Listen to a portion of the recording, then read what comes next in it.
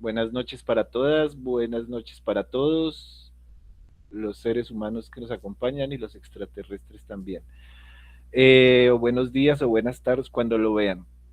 Un cordial saludo en estas épocas de los Juegos del Hambre o el Mundial que ustedes llaman.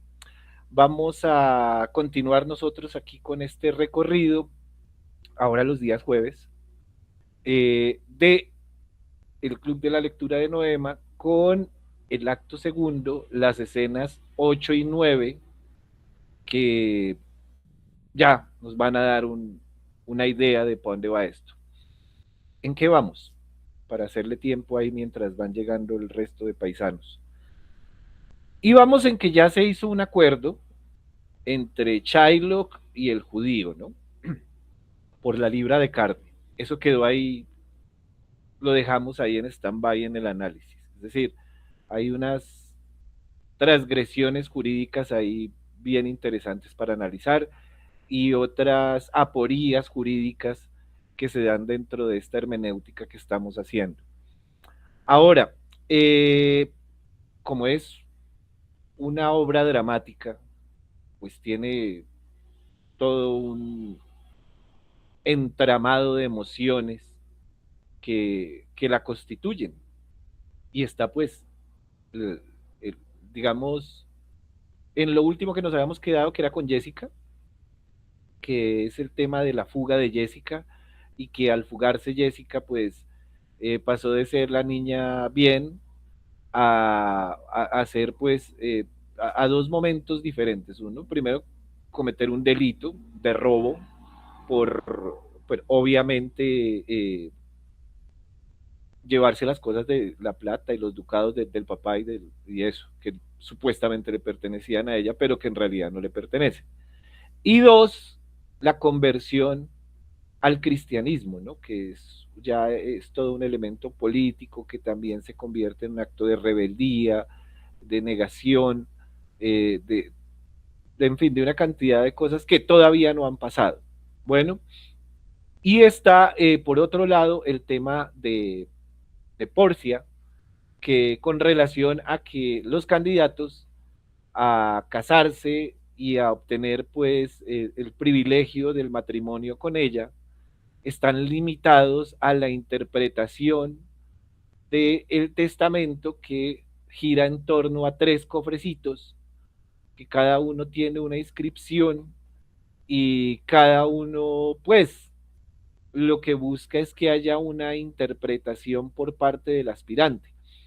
Nos habíamos quedado con ese tema en que había venido el príncipe de Marruecos, creo que era, el morochito, el moro, y y el hombre, pues, o sea, el man había nacido en el Parque La 93 y el man entendía que lo que valía era la plata. O sea, sin plata no hay paraíso. ¿Sí? Y optó por el oro y suáquete que la embarró. ¿Sí? Porque no hizo la interpretación adecuada. Eso en cuanto a la narrativa, hemos ido ya encontrando elementos jurídicos. Habíamos hablado de los espectros de Marx, de Derrida, donde el derecho entra en zonas, y de Dworkin, ¿no? Donde el derecho entra en zonas de umbral, donde la interpretación requiere un análisis más exhaustivo, precisamente hermenéutico, que es algo a lo que nosotros, ustedes, que son los aspirantes a jueces y magistrados de Colombia, tendrán que empezar a desarrollar ese tipo de actividades. ¿Sí? Esto es para lo que nos sirve hacer esto. Es decir, la hermenéutica es mirar todas esas posibilidades que nos da la narrativa del texto del Mercader de Venecia. No sé si alguien quiere aportar algo más antes de iniciar pues el proceso aquí ya de que la IA nos lea y nos vamos hoy con el el final del acto segundo, que es la escena 8 y la escena 9. Las vamos a leer de recorrido y luego vamos haciendo el análisis. Bueno, entonces toca quitar esto porque se me calienta aquí el switch. Espere, porque se calienta todo y después me quedo sin audio.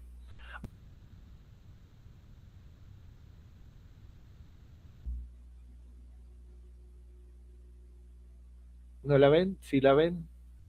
Están mudos, están viendo el partido de México, pero pueden responderme. Eh, Sí ¿Alguien se tiene? ve. Ah, bueno, muchas gracias, Diana, Sí, sí amable. se ve, aquí estamos. Ah, listo. Bueno. Bueno, entonces esperemos que se escuche. Levantan el dedito, se escucha porque yo no alcanzo a ver. Y nos fuimos. Escena 8. Venecia. Una calle. Entran Salarino y Salanio. Salanio. Sí, hombre, he visto a Basanio embarcarse, Graciano ha partido con él, pero Lorenzo, estoy seguro de ello, no iba en su nave. Salarino. Ese bribón de judío ha despertado al Dux con sus gritos y le ha hecho venir con él a registrar la embarcación de Basanio. Salanio. Ha venido demasiado tarde. El bajel se había dado a la vela, pero sobre el puente se ha oído decir al Dux que Lorenzo y su enamorada Jessica habían sido vistos juntos en una góndola. Además, Antonio ha certificado al Dux que ellos no estaban en el bajel de Basanio. Salarino. No he oído jamás quejas tan desprovistas de razón, tan estrambóticas, tan terribles, tan variables como las que ese perro de judío ha hecho resonar por las calles, mi hija. Mis ducados. Oh, mi hija huida con un cristiano. Oh, mis ducados cristianos. Justicia. La ley. Mis ducados y mi hija. Un saco, 2 sacos llenos de ducados, de dobles ducados, que se ha llevado consigo mi hija. Y joyas. 2 piedras, 2 ricas y preciosas piedras robadas por mi hija. Justicia. Que se encuentre a mi hija. Lleva encima las piedras y los ducados. Salanio. A fe que todos los chicos de Venecia le siguen gritando, sus piedras, su hija, sus ducados. Salarino. Que el bueno de Antonio ponga mucho cuidado en ser exacto el día dicho, o será él quien pague por esta aventura. Salanio. Par 10, me recordáis a este propósito que ayer, hablando con un francés, me dijo que en los mares estrechos que separan Francia de Inglaterra, un barco de nuestro país, con rico cargamento, había naufragado. Pensé en Antonio cuando me lo dijo, y en silencio anhelé que ese buque no fuera suyo. Salarino. Haríais bien en informar a Antonio de lo que habéis oído, sin embargo, no lo hagáis precipitadamente, porque eso podría entristecerle. Salanio. No pisa la tierra, caballero más bondadoso. Los he visto separarse a Basanio y a él. Basanio le decía que apresuraría su regreso. Él ha respondido, no hagáis tal, no estropeéis vuestro negocio por un exceso de precipitación a causa mía, Basanio, sino tomaos todo el tiempo necesario para que pueda madurar. En cuanto al pagaré que puse en manos del judío, no inquietéis por ello a vuestro enamorado espíritu. Estad alegre y emplead vuestros mejores pensamientos en hacer vuestra corte y en desplegar todas las bellas pruebas de amor que os sea conveniente mostrar. Y entonces, con los ojos llenos de lágrimas, volviendo la cara, le ha tendido la mano por detrás y, con una ternura singularmente expresiva, ha oprimido la de Basanio, luego se han separado. Salarino. Creo verdaderamente que no vive en este mundo más que para Basanio. Partamos, te lo ruego, tratemos de encontrarle y de sacudir esa melancolía que se ha apoderado de él por una causa o por otra. Salanio. Sí, hagámoslo. Salen. Escena 9. Belmont. Una sala en el castillo de Porcia. Entra Nerissa con un criado. Nerissa. Pronto, pronto, te lo suplico, descorre inmediatamente la cortina. El príncipe de Aragón ha prestado su juramento y viene a hacer su elección al instante. Trompetería. Entran el príncipe de Aragón, Porcia y su séquito. Porcia. Mirad, aquí están los cofrecitos, noble príncipe, si escogéis el que contiene mi retrato, las ceremonias de nuestro casamiento se celebrarán enseguida. Pero, si os equivocáis, deberéis, señor mío, sin hablar más, partir de aquí inmediatamente. Príncipe de Aragón, me he comprometido, bajo juramento, a 3 cosas, la primera, a no revelar jamás a nadie el cofrecito que elija. La segunda, a no hablar nunca de matrimonio a una doncella durante toda mi vida, si me equivoco de cofrecito. La tercera, a despedirme de vos y partir si la fortuna me es contraria. Porcia. Esas son las condiciones que debe jurar quien quiera que venga aquí a correr los azares de la suerte por mi insignificante persona. Príncipe de Aragón, y así me he preparado. Fortuna, responde. Ahora a las esperanzas de mi corazón. Oro, plata y plomo vil. Quien me escoja debe dar y aventurar todo lo que tiene. Haréis bien en tomar más bello aspecto antes que yo dé o aventure alguna cosa. ¿Qué dice el cofrecito de oro? Ah, veamos. Quien me escoja ganará lo que muchos desean. Lo que muchos hombres desean. Ese muchos debe, sin duda, entenderse de la loca multitud que escoge por la apariencia, que no sabe más que lo que le muestran sus ojos enamorados de la superficialidad. Que no penetra en el interior de las cosas, sino que, como el vencejo, fabrica su nido a la intemperie, sobre el muro exterior, en medio de los peligros y en el camino mismo de los accidentes. No escogeré lo que muchos desean porque no quiero ponerme al nivel de los espíritus vulgares y confundirme en las filas de las bárbaras muchedumbres. Bien, ahora a ti, Palacio de Plata, recítame de nuevo la inscripción que llevas. Quien me escoja obtendrá tanto como merece. Y está muy bien dicho, porque quien intentará engañar a la fortuna y pretender elevarse en honores si no tiene méritos para ello. Nadie presuma investirse de una dignidad inmerecida. Oh, si fuera posible que los bienes, las jerarquías, los empleos, no se alcanzaran por medio de la corrupción. Si fuera posible que los honores se adquirieran siempre por el mérito del que los obtiene. ¿Cuántos hombres andarían vestidos que ahora van desnudos? ¿Cuántos son mandados que mandarían? Cuánta baja rusticidad se encontraría al separar el buen grano del verdadero honor, y cuánto honor se recogería entre los escombros y las ruinas hechas por el tiempo. Para restituirle a su antiguo esplendor. Bien, hagamos nuestra elección. Quien me escoja obtendrá tanto como merece. Me detengo ante el mérito. Dadme la llave de este cofrecito, y abramos inmediatamente la puerta de mi fortuna. Abre el cofrecito de plata. Porcia. Pausa excesivamente larga para el objeto que encontráis ahí dentro. Príncipe de Aragón, ¿qué es esto? El retrato de un idiota parpadeando que me ofrece un rollo. Voy a leerlo. Oh, cuán diferente eres tú de Porcia. Cuán diferente de mis esperanzas y de mi mérito. Quien me escoja obtendrá tanto como merece. Es que no merezco nada mejor que una cabeza de idiota.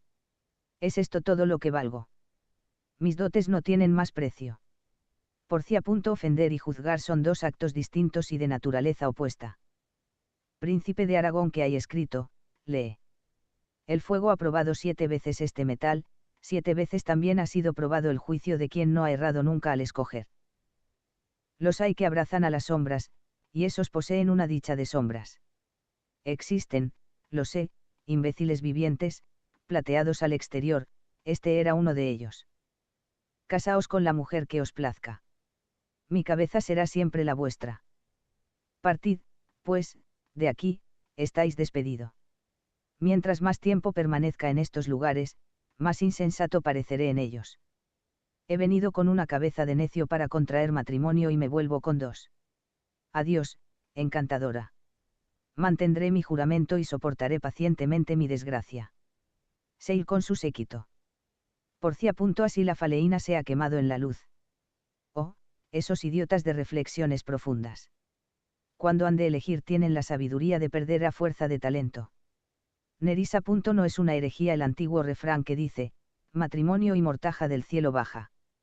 Porcia. Salgamos, corre la cortina, Nerissa. Entra un mensajero. Mensajero. ¿Dónde está mi señora? Porcia. Aquí. ¿Qué desea mi señor?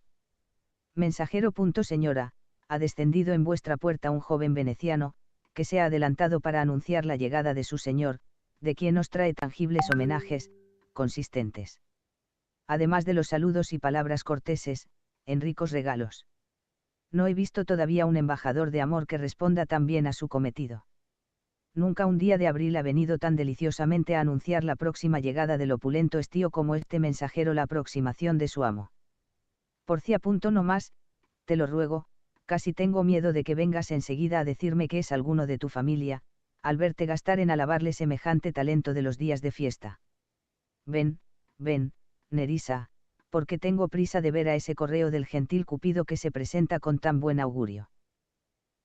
Nerissa. Oh señor amor, haz que sea Basanio, salen. Acto tercero. Bueno, y entonces Por lógica, el retrato está en el último cofre. Pero, ¿qué encontraron ustedes? ¿Qué quieren opinar? ¿Qué leen ahí en estas dos escenas finales del acto segundo? Las escucho, los escucho.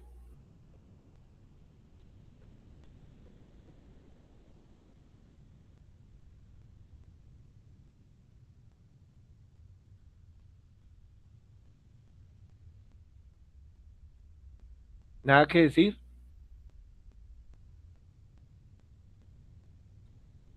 Entonces hoy me toca como inteligencia artificial. Bueno, yo lo primero que encontré ahí es que a los filósofos nos va muy mal en esta escena, en la 9, supremamente mal, nos coge don Shakespeare y nos aporrea. Y algo que también quiero hacer aclaración, como estamos haciendo hermenéutica, y es pues muy relevante. Eh, lo traté de hacer al principio, pero la verdad nos dispone mucho tiempo y eh, pues a esta hora siempre estamos cansados. Eh, que es el tema de la semántica y el tema de la gramática, porque Shakespeare es muy rico en el uso de las metáforas, en el uso de los símiles, y pues recuerden ustedes que él es prácticamente el papá del inglés británico, de, yo les estoy compartiendo aquí lo que no es, del inglés que prácticamente se habla hoy por hoy, ¿sí? Porque ellos eran bastante burdos para hablar eh, en el tiempo en el que se presenta Isabel, la reina virgen. Sí, en el momento político que se da, ellos eran bastante particulares en su hablado. Entonces nosotros no hemos entrado en esa parte, pero sí es muy importante. Ojalá que ustedes con el tiempo puedan volverlo a leer y puedan sentarse a hacer el análisis ya reflexivo del lenguaje, que es bien importante. Bueno, entremos pues nosotros en materia del asunto aquí con lo que es estas escenas, la 8 y la 9. A ver, eh, en la escena 8 pues encontramos toda la parte dramática de la reacción social de la población de Venecia ante pues la fuga de Jessica y, y esto aquí ya lo podemos ir entrelazando como pues parte de la expresión simbólica de los mecanismos de exclusión. En la escena, ya en la 9 aparece pues el príncipe de Aragón, que es como, es bien interesante porque aquí podemos extrapolar varias cosas con relación a nuestra realidad y a lo que nos convoca a nosotros, que es un concurso de méritos. Porque este príncipe se da como dentro de la narrativa, ¿no? Como una especie de paradigma dentro de lo que es la ideología de la meritocracia, que es, yo voy a decir aquí algo, que es bien hegeliana porque naturaliza básicamente los privilegios mediante la retórica magnificada. Mejor dicho, es como la IA cuando escribe algo, eso todo es en grandilocuente. Y aunque, digamos, las dos escenas son divergentes, porque la primera es popular y grotesca, todo el grito y mis ducados y la carreta. La segunda es aristocrática, filosófica, reflexiva, ¿sí? Son dos escenas que no tienen la una nada que ver con la otra. Y comparten básicamente digamos, un subtexto, algo que debemos inferir ahí que nos quiere decir el bardo de Abón. Y está relacionado con el constructo social y esa relación que ese constructo social tiene con la valentía, ¿sí? Los mecanismos políticos que la comunidad define para determinar el reconocimiento, ¿sí? Y, y quién debe estar, ¿sí? Dentro de estos mecanismos políticos que utiliza la comunidad, quién debe estar al margen o dentro de la comunidad, bien sea la comunidad comercial o la comunidad aristocrática como tal. Entonces, cuando hablamos de lo comercial, pues estamos hablando de la comunidad popular. ¿Sí? Recuerden que dentro de este análisis social que hemos venido mirando, pues esto se construye es para el pueblo, ¿no? Para la gente del común, no para todo el mundo. Eh, ahora, Shakespeare explora la lucha. ¿Qué tipo de lucha? Esa lucha de clases, algo así por donde apuntaba Bourdieu, Pierre Bourdieu, en donde el gusto no es enteramente natural, sino que funciona básicamente como un marcador de clase. ¿Por qué? Porque lo que la sociedad valora no es realmente, no está ligado a los objetos, sino que resulta de luchas simbólicas, ¿sí? Por la imposición de criterios que se busca sean legítimos, ¿sí? Que se busca que sean legítimos, es algo así lo que dice Bourdieu. Y acá Shakespeare eh, pues aborda esa intencionalidad de la lucha de clases, porque cuando habla de la multitud de Venecia que se burla de Shylock y cuando el príncipe impone su criterio sin llegar pues ni siquiera al final, porque este es necesario más pedante pues que el otro por lo menos leyó los tres cofrecitos, pero este no se tomó eso, pues nos deja ver que Porcia, mediante su discurso y su narrativa irónica, va a, ella va a invertir el discurso desde la ironía, ¿sí? Y eso nos lleva a mirar, pues claramente que, por un lado, el análisis está, del análisis que podemos hacer hermenéutico y que tenemos que hacerlo en el ámbito jurídico, pues está el tema de la exclusión social. ¿Por qué?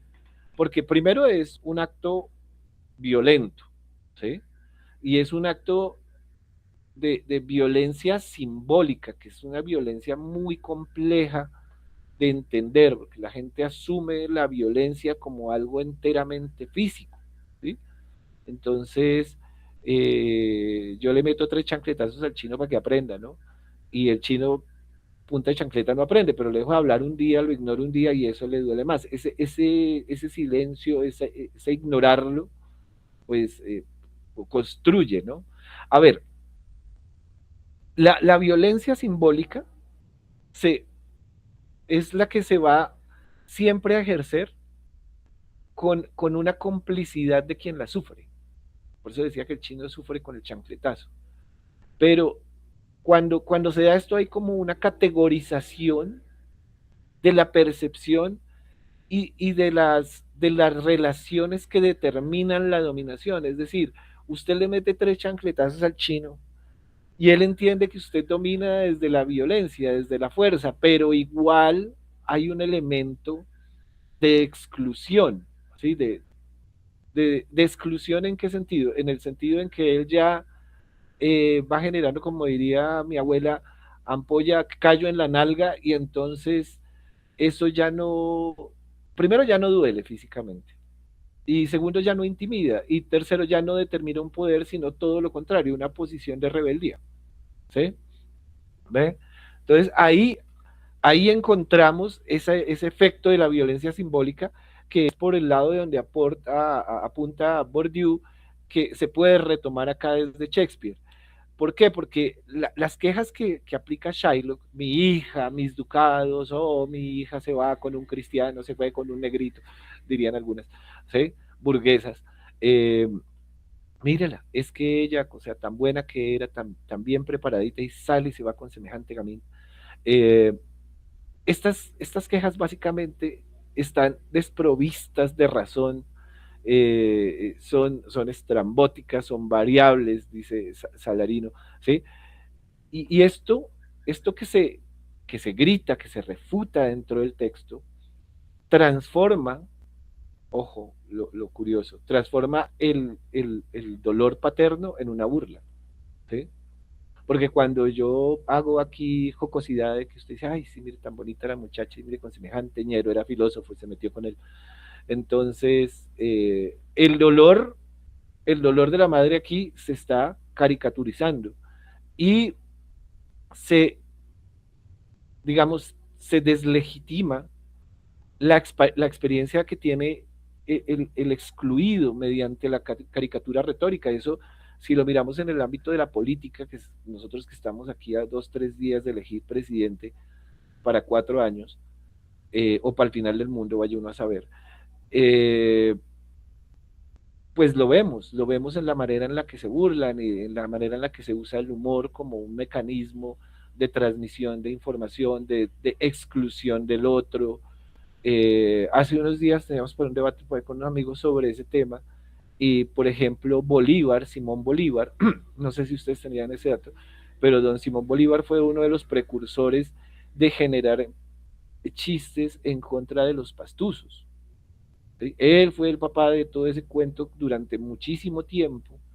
Lo hicieron, incluso yo cuando estudié en la tuve un profesor pastuso que siempre había la clase con un chiste. Y de él viene pues el dato, que fue Simón Bolívar, era mi profesor de griego además. Él, él generó eso para minimizarlo. Hitler utilizó el humor para minimizar, para burlarse de los judíos. Los franceses se burlan de los belgas. Los blancos se burlan de los negros de los latinos. Hay sí, el flaco del gordo, el gordo del flaco. Ese contexto de la caricaturización, del uso de la retórica para minimizar al otro, pues es un acto totalmente violento, ¿sí? Y debemos tener en cuenta que la burla es un conductor de la risa y la risa es un elemento que se potencia en lo colectivo.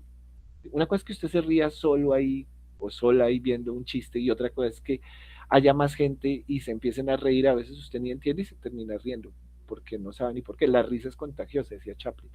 ¿Ven? Además, tengamos en cuenta que esta burla que le hacen acá dentro de la obra no es una cosa espontánea, es enteramente contagiosa, o sea, es que es comunitaria, ¿sí? Es como si, no sé, yo aquí me recuesto mucho en la silla y me voy patas arriba, pues todos allá se van a totear de la risa, ¿sí? De verlo eso, porque como decía Bertolt Brecht en una de sus obras, no hay nada más gracioso que la desgracia ajena, ¿sí? Entonces, al reírse juntos del judío, los cristianos refuerzan esa identidad colectiva que determina la exclusión. ¿Ven? Es que este problema que nosotros estamos teniendo ahorita de cristianos, de judíos, esto no es nuevo, esto viene de muchísimo tiempo, ¿sí? Tiene toda su historia, nosotros casi que ni la entendemos, porque nosotros somos posteriores a ella y lejanos continentalmente a ella.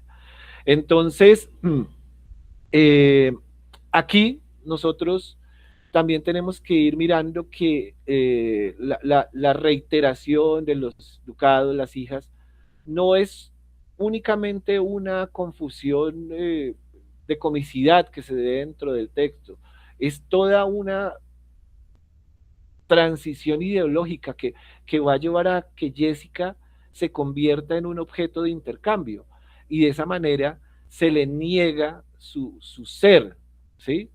Su identidad como sujeto, ¿sí? Porque digamos que la inteligibilidad social requiere que ciertos sujetos sean reducidos a funciones dentro de economías simbólicas que los van precediendo. Ven, por ejemplo, en tiempos de Aristóteles, la mujer era reducida al silencio, de su participación en la polis estaba determinada con el silencio. Y pues aquí uno también tiene que ir mirando que cuando hay poder y hay opresión, ¿sí?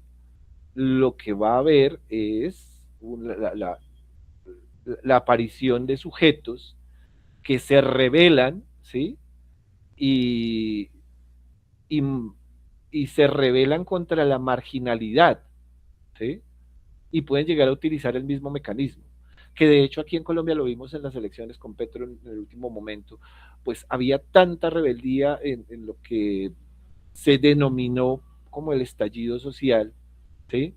Pero el mismo nombre es bien rimbombante, ¿no? Estallido, o sea, las cosas que aquí le ponen unas cosas, poner unos títulos a las vainas, ¿ven? Frente Nacional, seguimos en el mismo Frente Nacional.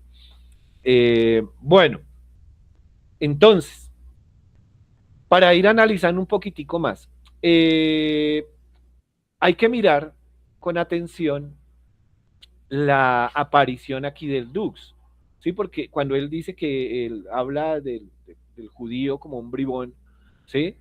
Eh, él, esto no lo hace él, digamos, por afecto a Shylock, sino por la necesidad de tener que garantizar la seguridad comercial de Venecia. En últimas, aquí los límites del poder estatal, ¿sí?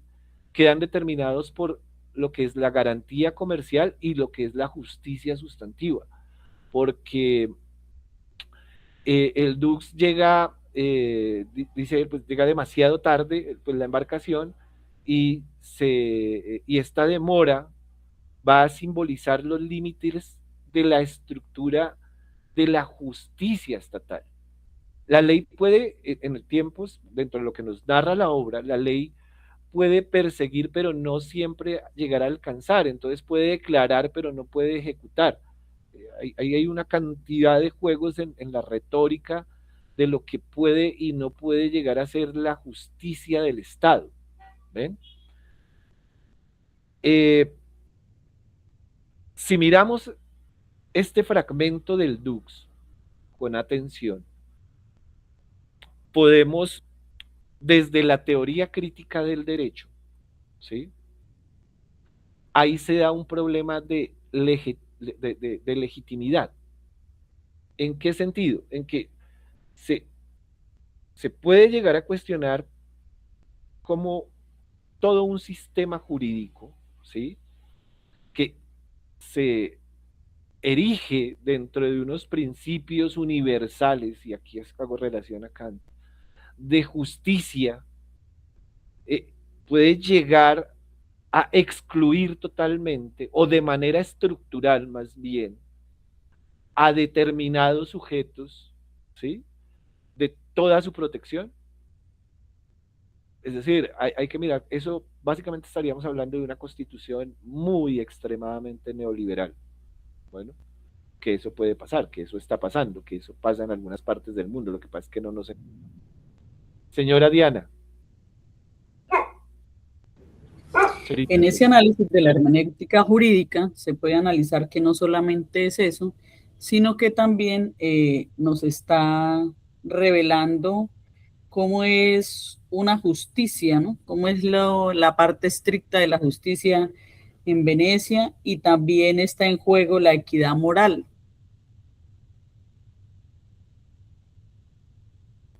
Sí, claro, porque se genera un desequilibrio entre, por eso decía yo que ahí hay una crítica fuerte a todos estos procesos kantianos, que los que ya hemos venido con las clases de filosofía del derecho y los que no están ahí en el campus, eh, pues desde las cuales se erige el derecho moderno, ¿no? Entonces, el tema de la moral aquí ya se junta con otro elemento que es lo comercial. Y eso es una amalgama peligrosa, pues, que se hace ahí, que a la que le apunta, más bien peligrosamente, diría yo, el señor Shakespeare. Bueno, entonces avancemos porque a mí me pareció, como les decía, muy interesante el tema de la dimensión de la meritocracia ¿sí? Dentro de esta escena que se plantea acá con el príncipe de Aragón. No Aragorn, sino Aragón. ¿Por qué? Porque eh, aquí la, la descripción de los cofres, ¿sí? eh, lo que va a plantear desde digamos, desde la teoría política, que hice un poquitico hacia a la teoría política, es como el príncipe está invocando el mérito para justificar, ojo a esto que les estoy diciendo, para justificar sus pretensiones con Porcia. Es decir, él se admite dentro de una categoría, por eso no sé si lo dije ahorita, pero es una categoría muy hegeliana, muy de la dialéctica del amo y el esclavo, donde el espíritu solamente se ve a sí mismo reflejado con otro par, o sea, pero hay algunos que no pueden ver al otro dentro de la misma dirección, entonces lo tienen que ver de manera enteramente lineal, vertical, ¿sí? Porque pues, para Hegel unos nacieron esclavos, que es lo que se viene a establecer aquí, porque eh, el mérito no es neutral para el príncipe, ¿no? Incluye toda una herencia, todo un linaje histórico, ¿sí? Que básicamente no dependen del esfuerzo. O sea, el príncipe es como los hijos de uno a los 16 años, por eso son el príncipe y la princesita, ¿sí? Ellos dependen del esfuerzo de uno, de lo que uno haga para trabajar, ¿ven? Y si uno no trabaja, pues entonces empiezan las rebeldías, o sea, se viene la rebelión francesa en la casa de uno cuando no les da lo que exactamente es igual, o sea, la analogía es totalmente válida. ¿Ven? Para él, él tiene los méritos para todo, además es bastante arrogante, ¿sí? Eh, y esa arrogancia, eh, pues, muestra una conciencia crítica desde que él reconoce, básicamente, que el sistema de la distribución de los honores está corrupto, ¿sí? Pero su propia pretensión se basa en criterios que podrían considerarse corruptos, como la herencia, ¿sí? Porque él dice algo así como, si fuera posible que los bienes y las jerarquías, los empleos, un montón de cosas ahí dice en una de las líneas, como tal. Ahí se puede hacer una inferencia de una crítica directa a lo que es la corrupción con relación a los méritos. Y aquí nos devolvemos pues otra vez a la carreta que ya les había dicho Aristóteles y que lo analizamos en el Ius Naturalismo, que es cuando él sostiene que la ley en algunos casos es injusta, para algunos, ¿sí? Entonces, eso después eh, Dworkin, ojalá alguno. Ya llegaremos allá en filosofía del derecho. Alguno de los dos defiende la teoría contraria. Bueno, entonces, hay un man, pillen que hay un man que se llama, yo puse a analizar, a buscar toda esta carreta del mérito y el enfoque que le da. Y me encontré, hay un libro que se llama La tiranía del mérito. Y el man se llama, el que lo escribió se llama Michael o Michael Sande, ¿sí? Y él dice que la meritocracia, ojo que esto es bien, bien interesante y ahí copié la cita y se las leo, la meritocracia no elimina el privilegio, lo disfraza. Quienes triunfan creen que su éxito es fruto exclusivo de su esfuerzo, lo que justifica la desigualdad y desprecia a quienes no triunfan. Me pareció muy interesante con relación a lo que, ojo, muchos de ustedes se han metido en la cabeza que tienen el mérito porque llevan 10, 15 años en la rama. ¿Ven? Que eso es algo que tenemos que analizar. Entonces, asumo que la evaluación escrita tiene que ser en mérito a función mía, o sea, es que el mundo gira en torno a mí, o sea, ustedes son tan lindas y tan lindos, ¿sí? Que todos somos hegelianos, el mundo gira en torno a nosotros y tiene que ser así, porque es que la vida de ustedes es la vida suya, Entonces, pero bueno, no nos pongamos filosóficos acá. Pero bueno, pasemos más bien más hacia adelante porque se nos va la noche y no llegamos todavía pues como al elemento jurídico. Pero aquí sí, pues también me quedo con unos pedacitos de Porcia, porque es que Porcia ahí es la que coge al filósofo y le pega a la filosofía y le pega su revolcada, porque ella dice que esos idiotas de reflexiones profundas, cuando han de elegir, tienen la sabiduría de perder a fuerza de talento. Es decir, el filósofo en realidad no sirve para nada. O sea, la crítica de Shakespeare es que los filósofos sirven para nada, para absolutamente para nada, porque no poseen en realidad ningún talento. Sí, pues yo imagino que hablaba de los de su época, no sé si se refería a todos, pero eso nos cabe a todos. Pero había otro autor que ya había hecho referencia a eso, que era Erasmo de Rotterdam en el Elogio a la Locura, que también yo diría que indetermina al filósofo, que nos ubican, o a los que nos dedicamos a la filosofía, en otra dimensión, una dimensión de lo absurdo, de lo ideal. Y si uno se pone a mirar, sí lo vimos también en filosofía del derecho, el contrato social es una cosa imaginaria, nunca ha existido. ¿Ven? Y eso es de Rousseau, de Hobbes, de todos estos manes, de Locke, que se inventaron todo eso en tiempos de la Ilustración. Bueno, entonces esta ironía al mismo tiempo es una crítica política, ¿sí? No solamente al filósofo, sino al político, porque pues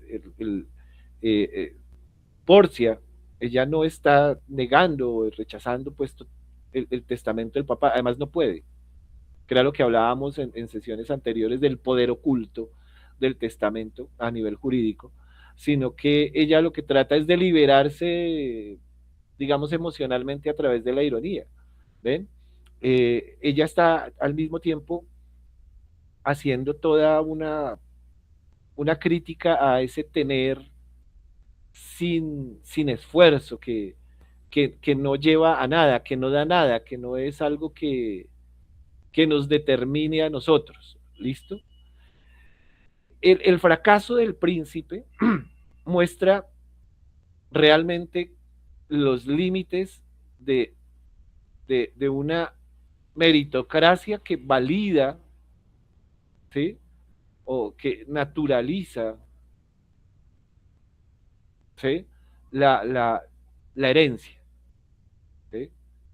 Por ejemplo, nuestro Estado, si no estoy mal, si no me estoy pifiando, ustedes que son los abogados, y para eso están acá, para que me corrijan, el Estado Social de Derecho de Colombia, ¿sí?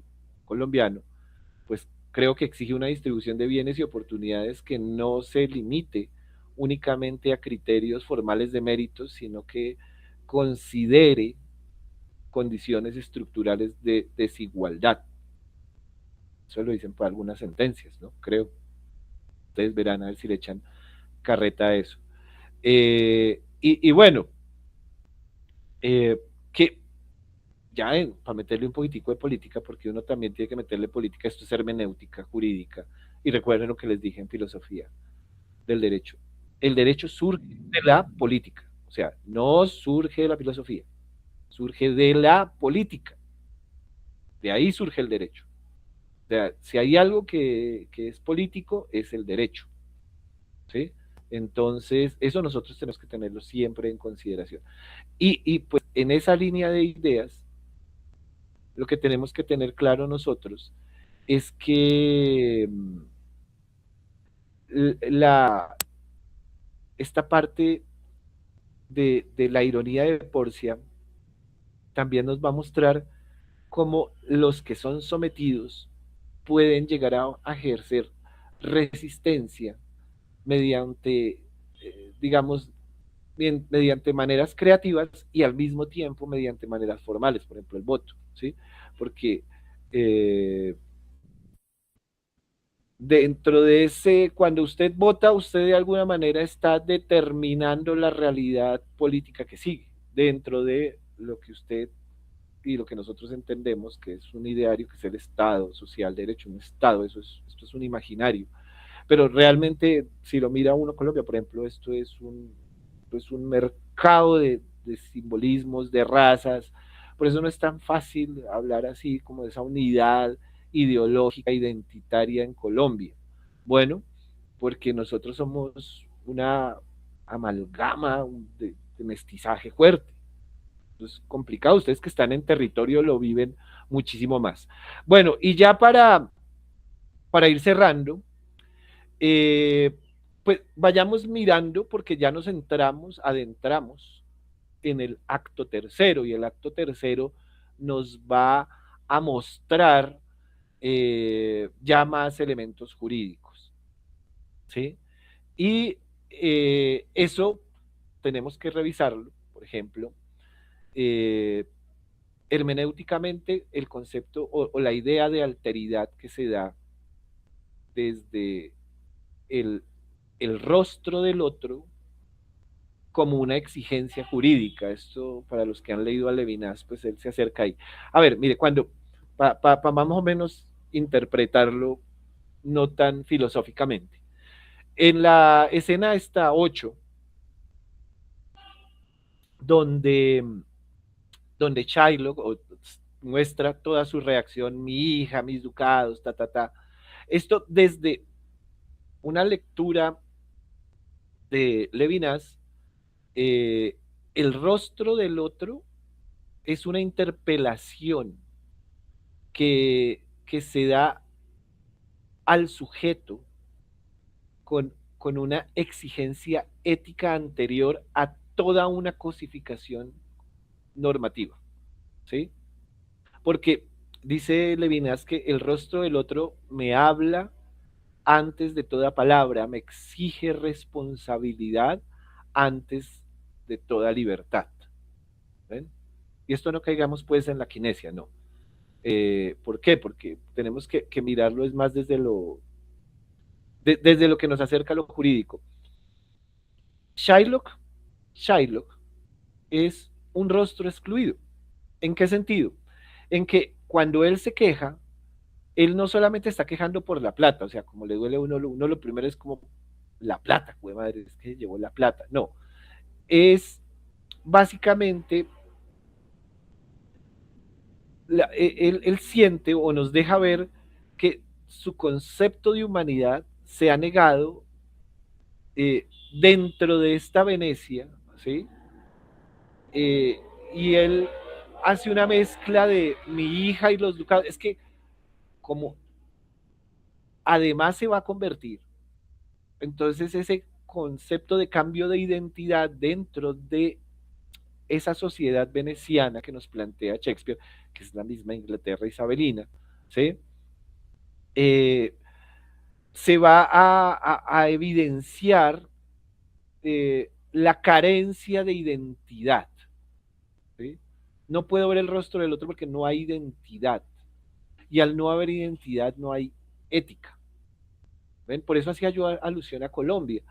Era más fácil excluir y generar identidad. Entonces saquemos a los judíos, a los negritos, a los moros, ¿sí? Y volvámonos pues británicos. Es una manera de mirar cómo funcionaban pues las estructuras del engranaje social de lo que a posteriori iba a ser la Inglaterra, que recuerden que es un país o es una nación muy colonizadora, pues ellos tuvieron un montón de colonias en todas partes del mundo también, hasta acá llegaron como tal, ¿no? Aquí nomás los gringos pues tenían su lío con eso. Bueno, aquí, si nosotros miramos en esta escena, en lo de Shylock, hay que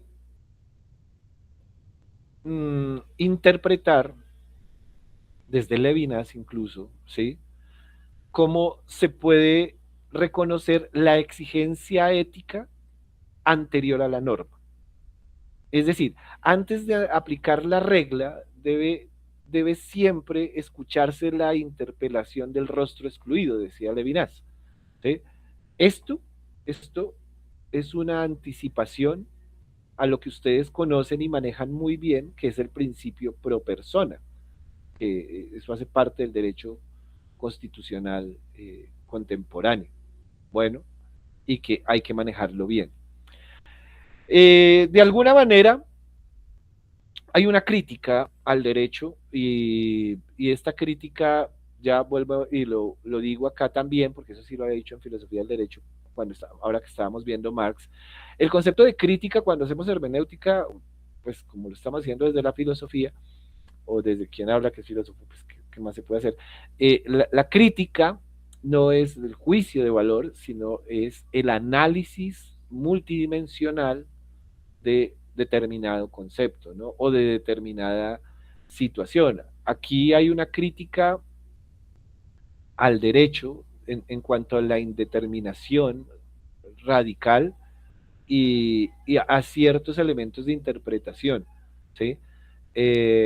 A ustedes les van a hacer preguntas de argumentación jurídica, eso sí es claro, para todos, ¿sí? De cómo se argumenta jurídicamente y de interpretación jurídica al mismo tiempo. Y ahí es donde tienen que entrar a jugar todos estos elementos de la filosofía que los pueden acercar. Obviamente, todavía, bueno, y acá no lo estamos trabajando así a profundidad, será en el curso, pues para eso es el curso. Eh, donde cuando entremos en filosofía del derecho, toda la parte positiva, todo el formalismo, ahí ya queda todo desvelado, pues, para ustedes de cómo se puede relacionar lo uno con lo otro. A ver, el derecho no es un sistema de reglas deterministas, sino es un campo de lucha donde se disputan significados, intereses y relaciones de poder, dijo por ahí Human, ¿sí? Dentro de lo que es la teoría crítica del derecho. ¿Eso qué significa? Que la inscripción de los cofrecitos, y toca decirlo en diminutivo, tanto como merece, carece de un criterio netamente objetivo de aplicación, que el príncipe, ¿qué es lo que va a hacer? O sea, el príncipe interpreta mérito desde su propia perspectiva, ¿no? Desde su amor propio, ¿sí? Lo merezco por mi nacimiento, es el tipo lo más hedonista que hay, y por mi fortuna, ¿sí? Pero esta interpretación no es neutral, ¿vale? Porque aquí hay todo un proceso político que va a, llamémoslo así, naturalizar los privilegios. ¿Sí? O sea, yo soy rico y yo qué culpa tengo, o sea, que los demás sean pobres. O sea, yo tengo un castillo y el otro no tiene ni rancho, pues eso no es mi culpa. ¿Ven? Entonces, cuando yo pienso así, pues ya, bueno, eso ya cada uno verá cómo piensa. Bueno, ahí se los dejo para que reflexionen. Cuando este man, el príncipe, por eso les dije, este es hedonista, ¿no? El anterior era arrogante, o sea, el moro venía era con arrogancia. Este viene eh, desde otra perspectiva, ¿no? O sea, desde una visión de superioridad, ¿sí? O sea, yo soy y los demás me pertenecen. Hay gente que piensa así. Y hay mucha literatura sobre eso. Cuando el man escoge el cofre de plata, no aplica una regla, él realiza una elección política, ¿sí? Que está por encima del mérito aristocrático sobre la humanidad. Es que merecemos pues más cárceles para que hayan más presos, ¿sí? Entonces cuando se piensa de esa manera tan radical, no es que hay que acabar esto, hay que acabar lo otro, ¿sí? Ese tipo de pensamiento, pues lo que muestra en realidad es un fracaso dentro de lo que es un sistema normativo, ¿sí? No es neutral, ahí no hay o sea, pues es príncipe, ¿cómo va a haber democracia, no? Eso ya ahí es otra cosa, es otra dimensión política, la manera en la que él piensa. Pero si usted es criollo, si usted es nacido aquí, que coge Transmilenio, sí, que le toca coger flota, que ha cogido flota, ¿no? Ya tiene carro, sí, pero antes cogió flota, pues ahí pasa lo mismo, ¿ven? O sea, esa manera de inclusión social nos va volviendo políticamente hereditarios. Y eso es peligroso, que es lo que está planteando Shakespeare con relación, es que recuerden que en la época isabelina, y como estamos haciendo hermenéutica, pues es válido decirlo, pues hay mucho conde, hay mucho, les dio por pasar aquí a los de las Chivas, o yo que sé, mexicanos que estarán haciendo goles, qué sé yo, pues está gritando la gente como loca. Bueno, el asunto es que estos privilegios meritocráticos que se dan, ¿sí? hace que se determine el derecho no como una aplicación de reglas, sino como una construcción de narrativas que le van dando sentido a la experiencia del ser humano. ¿Sí? Esto nosotros lo podemos ver aquí en el Mercader de Venecia y nos permite una narrativa un tanto, no contingente, yo diría global, sobre lo que es la justicia, la exclusión y el reconocimiento, ¿sí? Porque, a ver, los jueces no aplican normas, sino que construyen historias que hacen inteligible el conflicto humano. Eso lo dijo Peter Brooks. No lo estoy diciendo yo para que, uy, qué profundo este man. No. O sea, no. Eso sí lo dijo Peter Brooks. ¿Ven? No me quito el crédito. Cuando el príncipe escoge este cofre de la plata, él lo que está haciendo es mostrarnos que él no lo hace por las reglas, sino por una narrativa que en realidad es incompatible con las reglas ya predeterminadas. ¿Con quién? Con el papá de Porcia, con el difunto. ¿Ven? El difunto no, no entendía este poder y no entendía la integridad desde este tipo de méritos que como tal traía el príncipe aquí que lo quiere todo. Bueno, bien, ya para terminar, antes de que este perrito aquí nos deje, eh, habría que revisar que el derecho también no es en su totalidad un sistema abstracto, ¿no? Eso lo dijo Merleau-Ponty, ¿sí? No es abstracto, sino que es una experiencia que se vive, ¿sí?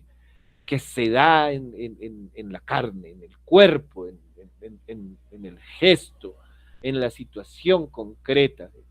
Eso es parte de lo que la fenomenología del derecho, porque también la hay, me he encontrado con eso, ¿sí? Determina la norma como tal, no se puede llegar a comprender desde afuera, ¿sí? Sino que la tiene que vivir el sujeto. A eso se acercó Crimen y Castigo de Dostoyevsky. El personaje nos muestra eso. Es una experiencia vivida del sujeto que encarna el delito de que le metí, para los que no han leído el libro les hago ahí spoiler, le metió los hachazos a la prestamista. Entonces, y después la manera de esconder las evidencias y todo el nominalismo que se da ahí, es bien interesante en El Mercader de Venecia, que es una obra a la que también aguantaría hacer algún momento un análisis, así como lo hemos venido haciendo de hermenéutica jurídica, porque hay otros conceptos, cristianismo también arraigado en los judíos y demás. Pero bueno, listo. Entonces, dentro de esta vivencia que nos plantea Ponty, la elección del príncipe la hace evidente, es decir, la, de, la demuestra totalmente.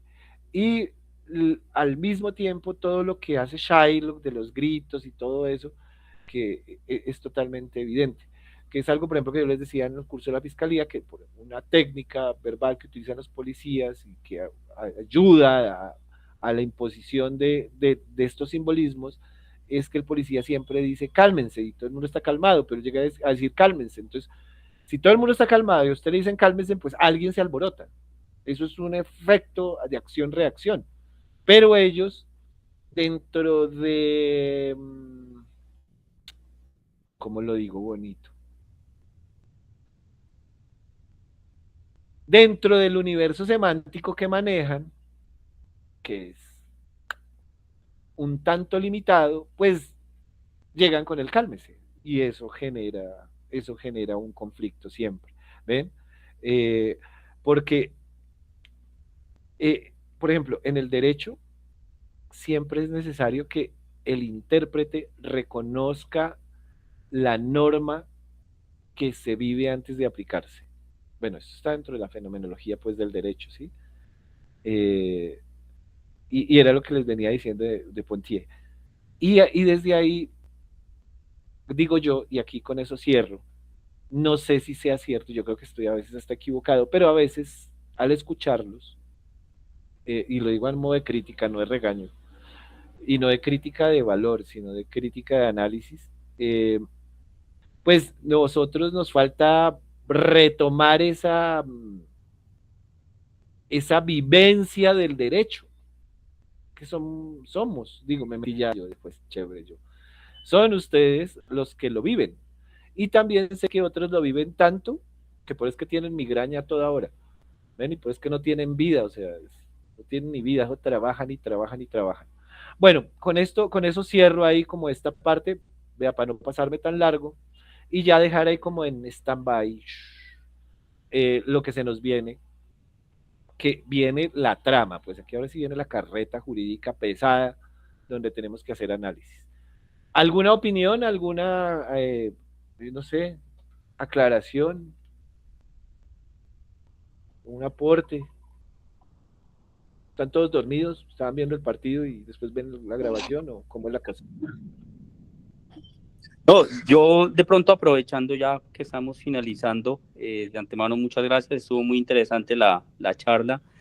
Eh, por ahí usted hacía una mención de la interpretación que se le daba al relato, entre ellas de cómo se caricaturiza al enemigo en muchas oportunidades, y por ahí puso un ejemplo de lo que sucedió en Pasto con Bolívar. Lo quiero hacer precisamente porque yo soy de Pasto y me parece de pronto interesante, sobre todo porque aquí veo que participa gente de todo el país, cuál es el contexto histórico. Y el contexto histórico me parece importante porque ese contexto histórico determina todo. Hace un momento usted señalaba que el derecho nace de la política, pero realmente yo creería que el derecho nace principalmente de la historia, y no de la historia como un cuento, sino de la historia como una ciencia social. Y de esa historia también nace la política, creería. Y haciendo un contexto de lo que sucedió en Pasto, más precisamente eso fue en el año de 1822, en el 24 de diciembre, que se conoce como la Navidad Negra. Esos fueron de las tantas caricaturizaciones que se hizo por parte de Bolívar, en donde a los pastusos se los denominaba brutos. Y si nos ubicamos en la historia, la supuesta independencia de Colombia se dio en 1811, y posteriormente la batalla de Boyacá, que supuestamente fue una conclusión prácticamente de esa independencia, fue en 1819. Sin embargo, ese ataque sistemático que hubo a la ciudad de Pasto principalmente fue en 1822, es decir, ya después de que habíamos acabado con toda o que se estaba por lo menos pretendiendo estar en una independencia. ¿Y cuál fue la caricaturización que se hizo de los pastusos? Precisamente de que eran tontos porque no se querían independizar de España. Sin embargo, si nos ubicamos en el contexto, la situación era que los impuestos que se estaban imponiendo, valga la redundancia, por parte de esa nueva república eran muchísimo más onerosos que los impuestos que se estaban pagando en ese momento a la corona española. Y esa era la situación y esa era la divergencia que había entre quererse independizar de España y no quererse independizar de España. Y por eso se recurrió precisamente a que los pastusos eran tontos, estúpidos, por no quererse independizar de una nación que en todo caso pues también fue opresora.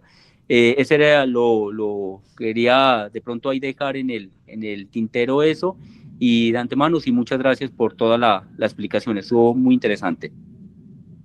Vale, joven guerrero.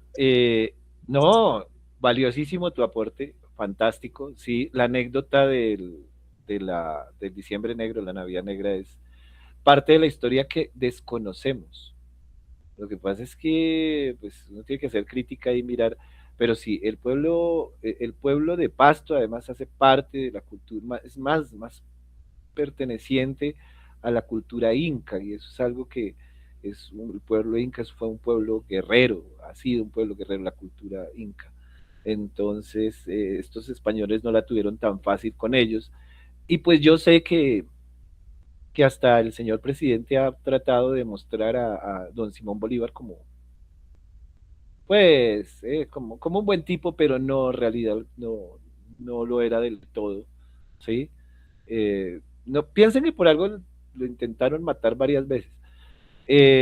O sea, es que eso la cosa era seria antes. Pero me parece muy bien la aclaración histórica. En lo que sí nos podemos sentar a charlar algún día de estos, cuando nos quede tiempo, es del nacimiento de lo social. Ahí sí tendríamos mucha tela para cortar y debate para charlar, y eso se puede hacer, joven, cuando quiera. Le echamos muela porque el debate es bueno, porque es enriquecedor. Entonces, muchas gracias por el aporte. ¿Alguien más quiere contarnos algo? ¿No? ¿Aportarnos? ¿No? Bueno, listo. Esto ya en unos días lo subimos al canal de YouTube y estoy en deuda con ustedes de subírselo a los del curso al campus virtual, pero ya casito, ya merito subimos todos los videos del Club de la Lectura para que ustedes los encuentren ahí, porque los de Filosofía del Derecho, ya el de Marx, mañana está ahí, la primera parte. La segunda parte de Marx es dentro de 8 días. Voy a mirar, revisar, que espero que no nos cruce con los partidos de Colombia para que no sufran, que hay gente que sufre chauvinismo futbolero. Entonces, pues no, sin más, mis queridas amigas, mis queridos amigos, que gane México y nos vemos dentro de 8 días. Bueno, un abrazo para todas, un abrazo para todos. Feliz noche. Gracias por acompañarnos. Muchas gracias.